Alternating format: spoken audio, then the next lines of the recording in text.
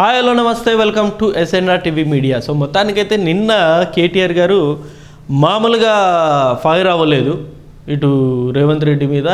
ముఖ్యంగా ఈ మధ్యకాలంలో చంద్రబాబు నాయుడు గారి పేరు తలుచుకోకుండా కేసీఆర్ గారు ఏ మీటింగు క్లోజ్ చేయట్లే. మీటింగ్ స్టార్టింగ్లోనూ చంద్రబాబు నాయుడు గారి పేరు ఎత్తుతారు, ఎండింగ్లోనూ చంద్రబాబు నాయుడు గారి పేరు ఎత్తుతారు. అంటే చంద్రబాబు నాయుడు గారి పేరు ఎత్తకుండా మీటింగ్ అనేది కంప్లీట్ అవ్వట్లే. ఎందుకనో తెలియట్లేదు. చంద్రబాబు నాయుడు గారా తెలంగాణలో ఆయన రాజకీయాల్లో లేరు. బట్ కేసీఆర్ గారికి ఒక క్లారిటీ అనేది ఉంది. భవిష్యత్తులో ఖచ్చితంగా చంద్రబాబు నాయుడు గారు కూటమితో కలిసి తెలంగాణలో పోటీ చేస్తారని అయితే ఖచ్చితంగా కేసీఆర్ గారి దగ్గర సమాచారం ఉంది. ఇదొక రీజన్ అయితే, మరొక రీజన్ ఏంటి, లాస్ట్ ఎన్నికల్లో రేవంత్ రెడ్డికి చంద్రబాబు నాయుడు గారు ఇద్దరు కుట్ర పన్ని ఓడించారు అన్నది కేసీఆర్ గారు బలంగా నమ్ముతారు. సో ఇందులో లాస్ట్ ఎన్నికల్లో కేసీఆర్ గారు ఓటమికి రకరకాల కారణాలు ఉన్నాయిలేండి. ఇది కర్ణుడి చావుకి 100 కారణాలు అన్నట్టు కేసీఆర్ గారి ఓటమికి కూడా 100 కారణాలు ఉన్నాయి. అందులో ఒక మైన్యూట్ కారణంగా చంద్రబాబు నాయుడు గారి అంశం ఉంది. ఏది, ఎప్పుడైతే చంద్రబాబు నాయుడు గారు జైలుకి వెళ్ళారో అప్పుడు ఆ మూమెంట్లో కేటీఆర్ గారు నవ్వుతూ ఒక ట్వీట్ చేశారు కదా, అదే చాలా పెద్ద తప్పిదమైంది. సో అదొక రీజన్లా చెప్పుకుంటారు. సో ఇవన్నీ పక్కన పెడితే ప్రస్తుతం వచ్చేసి నిన్న కేసీఆర్ గారు అయితే ఫామ్ హౌస్లో పార్టీ మీటింగ్ పెట్టుకున్నారు, ఇంటర్నల్ పార్టీ మీటింగ్. మరి ఇంటర్నల్ పార్టీ మీటింగ్లో అనేక ఆసక్తికరమైన వ్యాఖ్యలు చేశారు. ఒకసారి దాని గురించి మనం చూసుకుందాం. సింగిల్గానే పవర్లోకి వస్తాం, రాబోయే రోజుల్లో బీఆర్ఎస్దే అధికారం.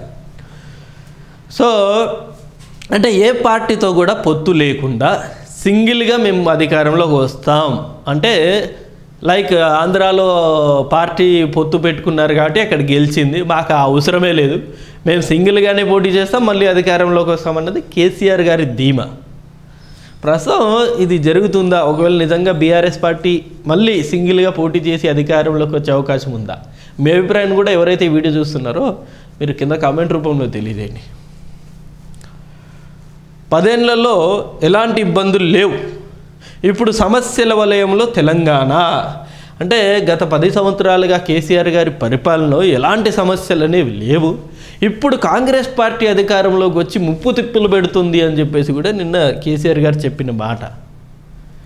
సో ముప్పు తిప్పులు ఇన్ ద సెన్స్ కొంత ఇబ్బందికర పరిస్థితులు అయితే ఉన్నాయి, మరీ అంత దారుణమైన పరిస్థితుల్లో అయితే లేదు.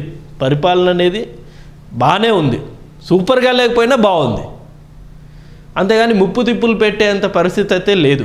కొంత ఆర్థికంగా ఇబ్బందులు అనేవి ఉన్నాయి, దాన్ని అధిగమిస్తూ రేవంత్ రెడ్డి గారు కావచ్చు లేకపోతే మంత్రులు వాళ్ళు కొంత దాన్ని లాక్కెళ్తున్నారు. యాక్చువల్లీ ఆర్థిక పరిస్థితి బాగాలేకున్నా సరే, ఉన్న కష్టాల్లో అయినా సరే ఆ అంశాలు ఏదైతే ఈ స్కీమ్స్ మాట ఇచ్చారో స్కీమ్స్ కావచ్చు లేకపోతే తెలంగాణ రాష్ట్రం కావచ్చు, వీటిని కొంత ఒక గాడికి పెట్టడానికి వాళ్ళు ప్రయత్నాలు అనేది చేస్తూ ఉన్నారు.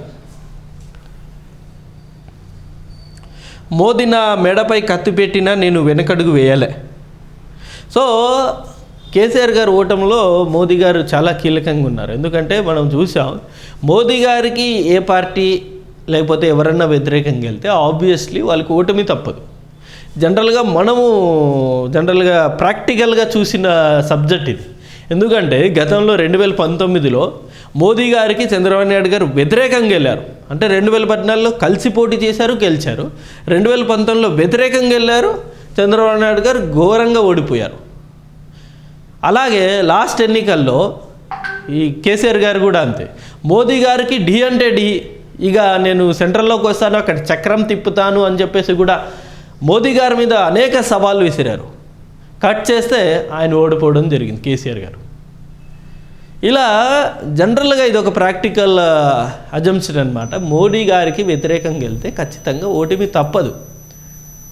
సో ఇప్పుడు సేమ్ అదే ప్రస్తావించారు. గతంలో మోదీ గారు నా మెడ మీద కత్తి పెట్టినా నేను వెనకడుగు వేయలే అని చెప్పి. ఏం కత్తి పెట్టారు, దేనికి పెడతారు ఆయన? అంటే బీఆర్ఎస్ పార్టీని విలీనం చేయమనా లేకపోతే ఏ ఉద్దేశించి కత్తి పెడతారన్నది ఇక్కడ క్లారిటీ అనేది లేదు. ఎందుకంటే మోదీ గారికి ఇక్కడ బీఆర్ఎస్ అవసరం అనేది లేదు. ఎందుకంటే ఇక్కడ సొంతంగానే ఆయన తన సామ్రాజ్యాన్ని ఎక్స్పాండ్ చేసుకోగలుగుతున్నారు. బీజేపీ ఇక్కడ తెలంగాణ రాష్ట్రంలో భారీగా ఈ ఓట్ పర్సంటేజ్ అనేది పెంచుకోగలిగింది. కార్యకర్తల దగ్గర నుండి ఓటర్స్ వరకు ఈ బీజేపీ పార్టీకి ఇప్పుడు సొంత బలం ఏర్పడిపోయింది. ఇప్పుడు ఏ ఎన్నికలు జరిగినా సరే బీజేపీయే గెలుస్తుంది. బీఆర్ఎస్ పార్టీ అసలు పోటీ చేయట్లేదు, బరిలో ఉండట్లేదు. బీఆర్ఎస్ పార్టీ మనకెందుకు లేదని చెప్పేసి తప్పుకుంటుంది. సో ఇలాంటి తరుణంలో ఇప్పుడు మళ్ళీ కేసీఆర్ గారు సింగిల్గా పోటీ గెలుస్తామంటే అదొక క్వశ్చన్ మార్కే. ఏపీలో కూటమి లేకుంటే చంద్రబాబు గెలిచేవాడు కాదు. మనం మాట్లాడుకున్నట్టు ఇదే. చంద్రబాబు నాయుడు గారు జపం చేయకుండానే కేసీఆర్ గారు తన రాజకీయ ప్రసంగం ఏదైతే ఉంటుందో అది ఉండదు, అసలు అదే ప్రస్తావించారు. బట్ ఇక్కడ క్యాల్కులేట్ చేసుకోవాల్సింది, టీడీపీ పార్టీ పోటీ చేసిన 134 స్థానాల్లోనూ భారీ విజయం సొంతం చేసుకుంది టీడీపీ పార్టీ. సో అలాంటి పార్టీ స్టిల్ ఇంకా కూటమి లేకపోతే ఓడిపోతుందంటే అసలు అది అదే ఏది ఎలా ఉంటుందంటే, గతంలో ఎన్నికల ముందు కేసీఆర్ గారు చెప్పారు కదా, జగన్ గారు ఈసారి ఖచ్చితంగా వస్తారు, నాకున్న సమాచారం ప్రకారం జగన్ గారు ఖచ్చితంగా గెలుస్తారని చెప్పేసి కేసీఆర్ గారు చెప్పారు కదా. అలా ఉంటుంది. ఏ పార్టీ బలాలు ఆ పార్టీకి ఉంటాయి. అంతేగాని కూటమి జత కట్టడం వల్లే గెలిచారనో, కూటమి లేకపోతే ఓడిపోయారనో అలా ఉండదు. లాస్ట్ టైం సినారియో మనం చూసుకుంటే టీడీపీ పార్టీ సింగిల్గా పోటీ చేసినా గెలిచి ఉండేది. ఎందుకంటారా, అంత వ్యతిరేకత అనేది ఉంది జగన్ గారి మీద. అనేక అంశాల్లో చాలా వ్యతిరేకత అనేది ఉంది. లాస్ట్ కీలక సమయంలో ల్యాండ్ టైటింగ్ యాక్ట్ అనేది చాలా పెద్ద అంశం అయిపోయింది. ఆ టైంలో టీడీపీ పార్టీ సింగిల్గా పోటీ చేసినా భారీ విజయం వచ్చేది. అలాంటి సిచ్యువేషన్ ఉండింది. అంతేగాని కూటమి వల్లే గెలిచింది, జత కట్టడం వల్ల గెలిచారన్నది రాంగ్. అది ఈ భూమి మీద ఎవరు శాశ్వతం కాదు, అందరూ ఒక్కొక్క కేసీఆర్లో తయారు కావాలి. సో అంటే కార్యకర్తలను ఉద్దేశించి కేసీఆర్ గారు మాట్లాడే మాటలు ఏ రాజకీయ పార్టీ నాయకులు కూడా మాట్లాడరు. అంత ధైర్యాన్ని నింపుతారు ఆయన. ఓ రకంగా కేసీఆర్ గారి మాటల్లో తోపు అనుకోవచ్చు.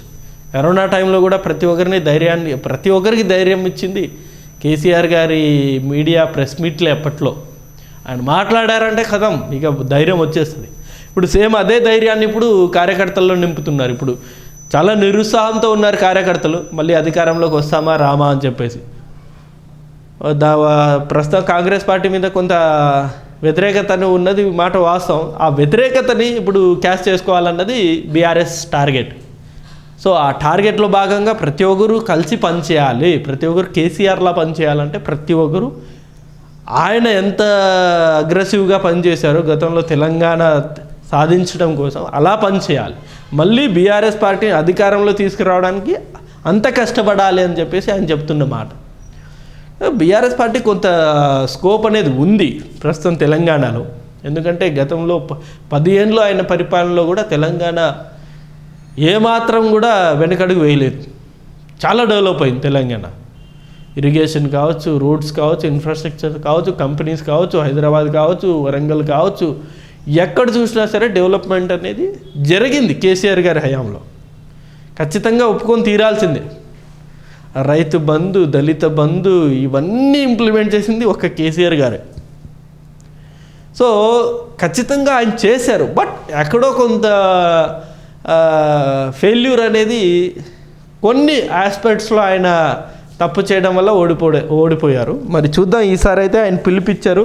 మరి ఆ పిలుపు ప్రకారం నిజంగా మళ్ళీ అధికారంలోకి వచ్చే అవకాశం ఉందా వేచి చూడాలి. ఎర్రవల్లి ఫామ్ హౌస్లో మాజీ సీఎం కేసీఆర్. సో నిన్నైతే కార్యకర్తలను ఉద్దేశించి ఆయన పవర్ఫుల్ స్పీచ్ ఇచ్చారు. ప్రతి ఒక్కరు కష్టపడాలి, మళ్ళీ మనం అధికారంలో రావాలని చెప్పేసి. బట్ ప్రస్తుతం వచ్చేసి కాంగ్రెస్ పార్టీ మీద కొంత వ్యతిరేకత ఉన్న మాట వాస్తవం. దాన్ని బీజేపీ పార్టీ వాళ్ళు ఎన్కాష్ చేసుకుంటున్నారు, కానీ బీఆర్ఎస్ వాళ్ళు ఎక్కడే కానీ దాన్ని ఎన్కాష్ చేసుకోవట్లే. ఇప్పుడు మొన్న ఎమ్మెల్సీలు జరిగాయి, బీఆర్ఎస్ పార్టీ వాళ్ళు పోటీ చేస్తుంటే తెలుసుండేది కదా నిజంగా బీఆర్ఎస్ పార్టీకి మళ్ళీ ప్రజలు కోరుకుంటున్నారా లేదా అని చెప్పేసి. సోషల్ మీడియాలో ఏ పోల్ పెట్టినా సరే బీఆర్ఎస్ పార్టీ అధికారం కావాలని చెప్పేసి ప్రతి ఒక్కరు కోరుకుంటున్నారు, ఓట్లు వేస్తున్నారు. సోషల్ మీడియా ఓట్లు అనేవి ఇక్కడ లెక్కలోకి రావు అనుకోండి ప్రజాస్వామ్య దేశంలో. అది మామూలు ఎన్నికలు ఉంటాయి, ఎమ్మెల్సీ కావచ్చు, ఉప ఎన్నికలు కావచ్చు, వీటిలో పాల్గొంటేనే, పోటీ చేస్తేనే కదా బలాబలాలు తెలిసేది. మరి చూద్దాం, మరి బీఆర్ఎస్ పార్టీ మళ్ళీ ఎలా బౌన్స్ బ్యాక్ అవుతుందో. మొన్ననే కేసీఆర్ గారు ఇంకో మాట కూడా అన్నారు, సో మనం కూడా టీడీపీ పార్టీలో మళ్ళీ మనం బౌన్స్ బ్యాక్ అవ్వాలి అని చెప్పేసి. సో అలా బౌన్స్ బ్యాక్ అవ్వాలి అంటే చాలా కష్టపడాలి. చూద్దాం మరి ఏ రకంగా వీళ్ళు స్ట్రాటజీతో ముందుకు వస్తారు. ఇది వీడియో అండ్ ఈ అంశం మీద మీ అభిప్రాయం కూడా కింద కామెంట్ రూపంలో తెలియదు. Thank you for watching this video. Thank you.